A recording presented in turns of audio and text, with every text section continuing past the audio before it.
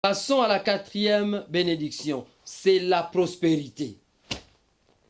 Ah, n'est-ce pas là, c'est que beaucoup de gens aiment dans leur vie. La prospérité. Genèse 39, verset 23. L'histoire de Joseph. Le chef de la prison ne prenait aucune connaissance de ce que Joseph avait en main, parce que l'Éternel était avec lui, et l'Éternel donnait de la réussite à ce qu'il faisait. Et dans Deutéronome 28, verset 8, on nous dit « Dieu ordonnera à la bénédiction de te suivre dans tes entreprises ».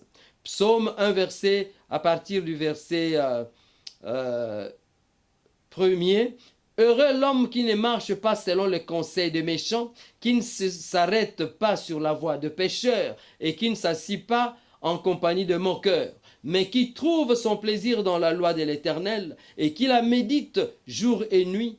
Il est comme un arbre planté près d'un cours d'eau, qui donne son fruit en sa saison et dont le feuillage ne se flétrit point. Tout ce qu'il fait réussit. » Alléluia. Si nous entrons dans la maison du roi, c'est que nous avons suivi les conseils du Saint-Esprit égaye. C'est que nous ne marchons plus selon les conseils des méchants. C'est qu'on ne s'assit pas sur les bancs de moqueurs.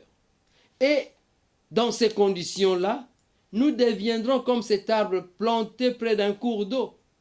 Cet arbre qui va donner son fruit en sa saison et dont le feuillage ne se flétrit point.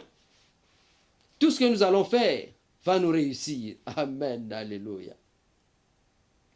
Donc nous allons produire régulièrement. Il n'y aura pas de saison sèche dans notre vie. Nous allons continuer à produire le fruit. Parce que le feuillage ne va pas se flétrir. Et tout ce que nous allons faire va nous réussir. Nous avons en fait un message dans notre série qui s'intitule « Dieu qui est-il pour toi ?» Et nous verrons que Dieu peut être considéré comme notre vigneron. Et là, nous avons expliqué ce que Dieu fait dans notre vie en tant que vigneron, en tant que jardinier. Et ici, nous voyons que tu seras comme un arbre planté près d'un cours d'eau. Et si tu es un arbre planté près d'un cours d'eau, c'est que tu es un arbre dans le jardin de Dieu. Et tu es un arbre de Dieu et Dieu va s'occuper de toi. Alléluia. Oh bien-aimé, cherche ce message. Dieu qui est-il pour toi? Tu seras vraiment béni. Et là donc, nous venons de voir, nous allons produire. Nous aimons produire dans notre vie. Mais tout dépend de notre position. Dans quelle maison sommes-nous? Parce que pour connaître toutes ces bénédictions, il faut arriver dans la maison du roi. Parce que là, tu connaîtras les bénédictions de la maison du roi. Cinquième bénédiction. Quand nous entrons dans la maison du roi, nous trouvons des issues de sortie. C'est-à-dire, nous allons connaître la délivrance dans notre vie. Ésaïe 45, verset 1 à 3 déclare « Ainsi parle l'Éternel à son oint Assyrus, qu'il tient par la main pour terrasser les nations devant lui, et pour relâcher la ceinture de roi, pour lui ouvrir les portes, afin qu'elles ne soient plus fermées.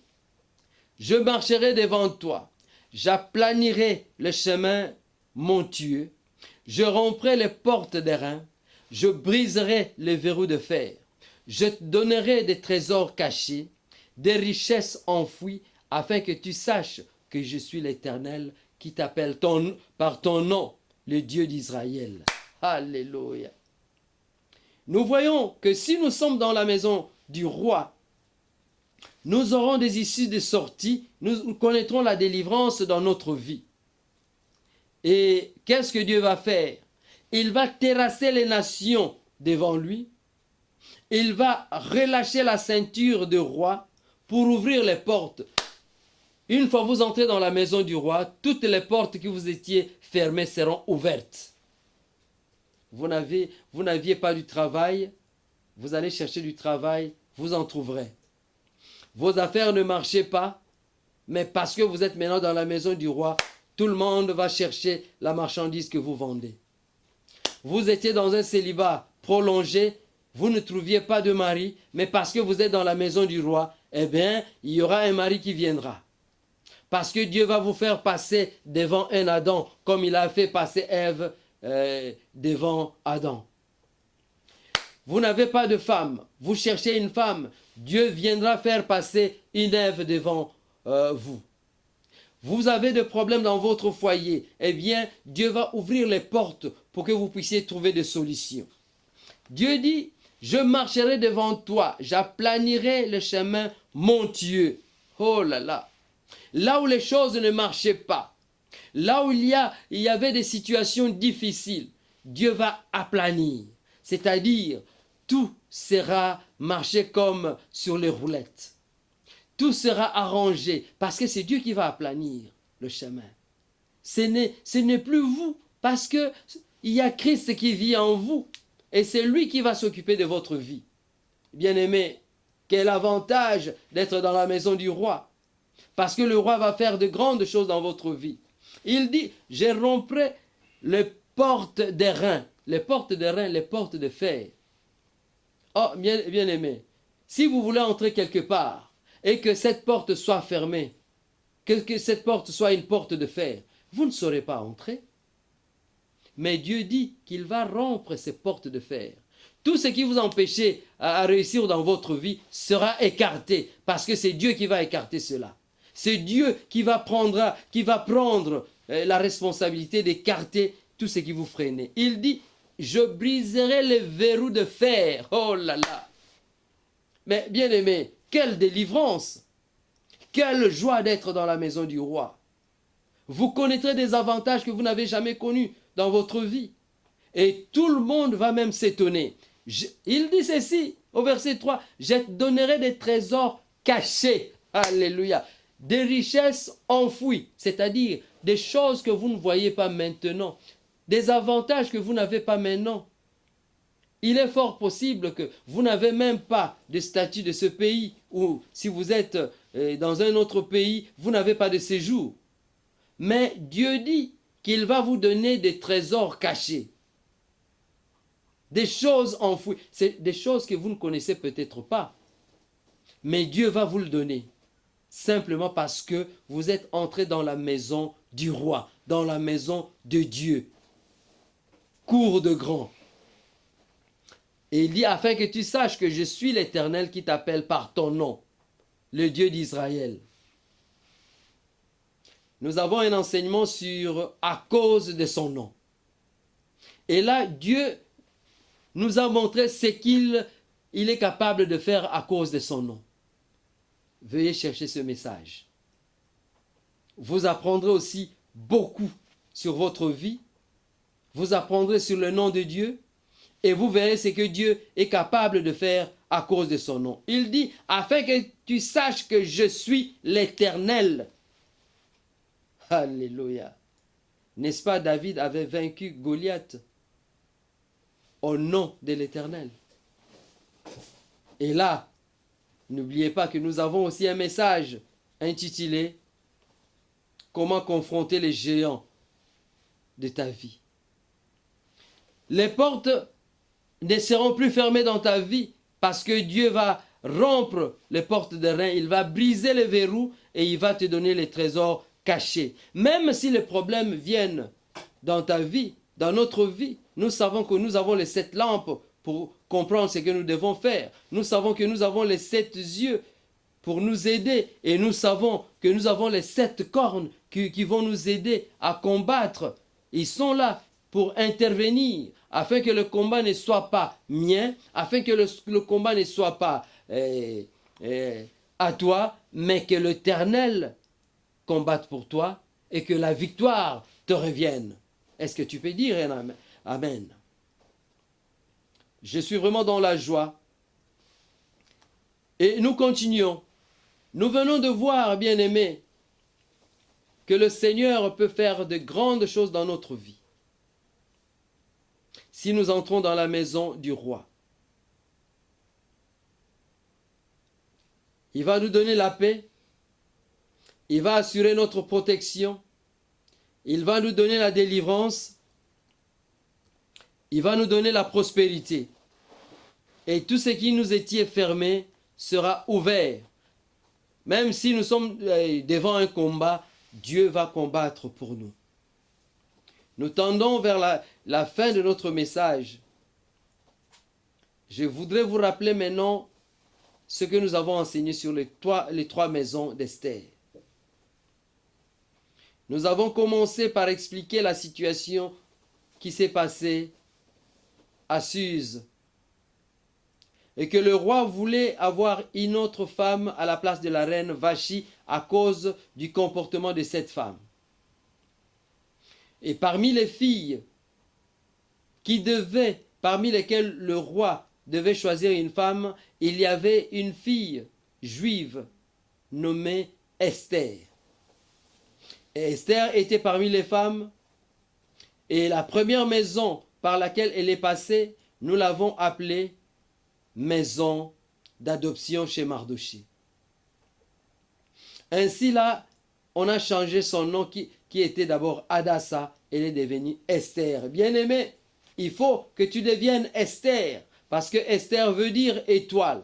Et l'étoile est dans les lieux célestes. Et quand tu deviens chrétien, Mardoché symbolise Jésus-Christ. Il représente Jésus-Christ. Et Esther représente nous qui avons accepté Jésus-Christ comme Seigneur et Sauveur. Si tu acceptes Jésus-Christ comme Seigneur et Sauveur aujourd'hui, tu deviendras Esther parce que Dieu va t'asseoir dans le lieu céleste et tu seras caché en Christ Jésus. Oh, mais je plains les sorciers parce qu'ils ne sauront plus t'avoir. Si tu es caché en Christ, pour qu'un sorcier puisse t'avoir, il faut d'abord qu'il combatte Christ, qu'il le détruise. Or, je sais qu'il a vaincu le monde. Quelle joie d'être en Christ. Et nous avons vu que dans cette maison, nous serons pardonnés parce que toutes les aliénations que Adam et Ève avaient connues dans le jardin d'Éden seront effacées et nous sommes devenus de nouvelles créatures. Les choses anciennes sont passées. Et nous avons montré que dans cette maison, nous entrons maintenant, nous commençons une vie sous la grâce parce que nous ne vivons plus sous la loi. Et là, nous avons démontré les trois composantes de la loi civile, la composante civile, pardon, la composante cérémoniale ou rituelle et la composante morale qui est le décalogue. Nous avons vu que Jésus n'est pas venu pour abolir la loi, mais il est venu pour l'accomplir. Et la deuxième maison, et nous l'avons appelée la maison de femmes. Esther est passée dans la maison de femmes où les femmes devaient apprendre le comportement du roi, les habitudes que le roi aime, avant d'aller voir le roi. Nous avons parlé du surveillant, de l'eunuque Hégai qui s'occupait des femmes. C'était le gardien des femmes. Et nous avons dit qu'il représentait le Saint-Esprit. Le Saint-Esprit qui sonde les profondeurs de Dieu, le Saint-Esprit qui nous apprend ce que Dieu aime. Et là, nous avons montré que quand nous parlons du Saint-Esprit, comme Hégai, il a remis 7 servantes à ces jeunes filles. Et nous avons clairement démontré dans la parole de Dieu que ces 7 servantes, ce sont les 7 esprits de Dieu, que nous avons regroupés en 3 catégories, les 7 lampes, les 7 yeux et les 7 cornes que nous trouvons dans le livre de Révélation ou Apocalypse. Et nous avons vu que cette maison des femmes représente le renouvellement de l'intelligence. Parce que là, Hégai nous montre ce que Dieu aime, la volonté de Dieu. Et Esther est passée finalement dans la 3e maison, la maison du roi, où elle a eu la grâce et la faveur du roi. Elle était choisie, simplement parce qu'elle a suivi toutes les consignes d'Hégai. Nous aussi, si nous suivons toutes les consignes d'Hégai, nous allons entrer dans la maison du roi. Et quand Elle est entrée dans la maison du roi. Elle a connu tous les privilèges dus à une reine, à tel point qu'elle a dû sauver le peuple juif du complot d'Aman. Et si nous examinons maintenant la parole de Dieu, nous verrons que la Bible parle de beaucoup de choses. La Bible parle des enfants, des jeunes et des vieux. Elle parle du parvis, du lieu saint et du lieu très saint. L'adoption est semblable au parvis, à l'étape de l'enfance. La maison de femme est semblable au lieu saint, à l'adolescence, les jeunes gens. Et la maison du roi est semblable au lieu très saint, au vieillard. Qu'est-ce qui se passe? Un bébé ne peut pas avoir son héritage, bien-aimé. N'est-ce pas, Galates 4:1 dit, il faut qu'il grandisse. Si vous restez toujours dans la maison d'adoption, vous ne grandissez pas, il vous sera difficile d'avoir votre héritage. Parce que si vous êtes dans cette maison, vous êtes semblable à un esclave. Il est fort possible que tu n'as pas encore accès à ton héritage à cause de la maison dans laquelle tu te trouves. Aujourd'hui, Dieu veut que tu prennes une décision pour aller de l'avant. Il veut que tu entres dans la maison des femmes, la deuxième maison, et que tu progresses jusque dans la maison du roi, afin que tu jouisses de tous les avantages dus à un roi, à un prince. Bien-aimés, je bénis le Seigneur parce que nous sommes à la fin de notre message. Veuillez ainsi examiner votre vie. Il faut que vous puissiez connaître la maturité spirituelle dans votre vie pour que Dieu fasse des grandes choses dans votre vie, pour que le Saint-Esprit vous assiste et cela va entraîner la réussite dans votre vie. Je bénis le Seigneur pour toi, mon frère, pour toi, ma sœur, tous ceux qui ont suivi ce message. Soyez tous bénis. Et nous allons clôturer par une prière. Éternel grand Dieu, je te dis merci parce que tu es un Dieu qui aime nous montrer ce que nous devons faire pour que nous puissions connaître les bénédictions et l'accomplissement de toutes les promesses que tu nous as faites. Je te dis merci parce que cette fois-ci, tu veux que nous puissions, Seigneur, arriver à la maturité spirituelle. Tu ne veux pas que nous soyons seulement au niveau du parvis. Tu ne veux pas que nous puissions seulement rester au niveau de la maison d'adoption. Mais tu veux que nous puissions entrer dans le lieu saint, que nous puissions devenir de jeunes gens, que nous puissions entrer dans la maison des femmes, où le Saint-Esprit va nous montrer ce que nous devons faire. Et que, à la fin de cela, nous puissions voir ta présence pour que nous puissions bénéficier de toutes les promesses que tu as promis, que tu nous as faites. Oh, grand Dieu, merci. C'est ton amour qui a fait que tu nous révèles ces choses. Touche le cœur de mon frère, touche le cœur de ma sœur, même ceux qui ne te connaissent pas, mais qui ont suivi ce message. Que, Seigneur, tu le touches, Seigneur, afin qu'ils acceptent Jésus comme Seigneur et Sauveur dans leur vie et progresser dans la maturité spirituelle pour bénéficier de leurs promesses. Je brise tout esprit d'incrédulité dans leur vie. Je brise tout ce qui freine nos frères et nos sœurs dans la maison d'adoption. Que les portes, Seigneur, des reins soient brisées maintenant. Que, Seigneur, tu puisses aider mon frère et ma sœur à progresser afin de vivre ta joie, afin de vivre ta paix, afin de vivre ta prospérité, afin de vivre ta délivrance, afin, Seigneur, de vivre, Seigneur, ta protection. Je bénis ton nom, je te glorifie. Je te remercie, Seigneur, pour tout ce que tu ne cesses de faire. Donne-nous encore le courage. Donne-nous encore des révélations pour que nous puissions apporter des messages appropriés à ton peuple. Nous te disons merci Dans le nom puissant et glorieux de notre Seigneur Jésus-Christ, nous avons ainsi prié. Nous disons Amen.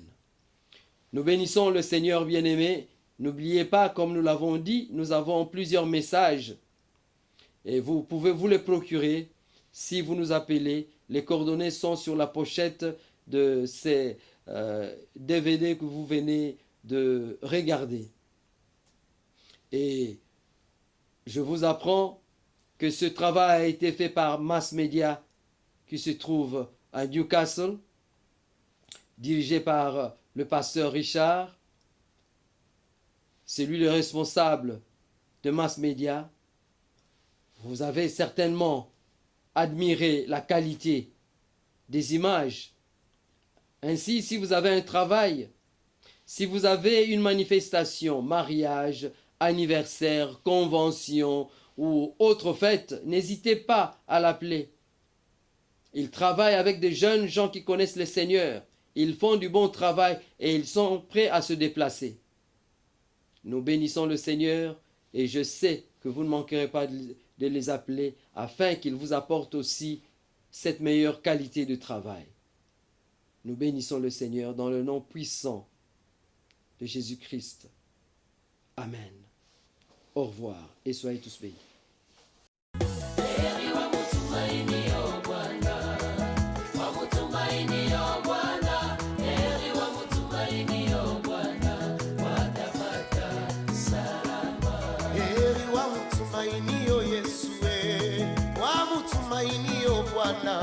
Heri wa mutumainio Yesu watapata salama. Heri wa mutumainio Bwana, wa mutumainio Bwana. Heri wa mutumainio Bwana watapata salama. Jana wa mutumainia Yesu wa mutumainio Yesu. Wakaka wa mutumainio Bwana watapata salama. Unastahili kuabudiwa, unastahili Baba, unastahili kuabudiwa, unastahili jemadari wangu, unastahili kuabudiwa unastahili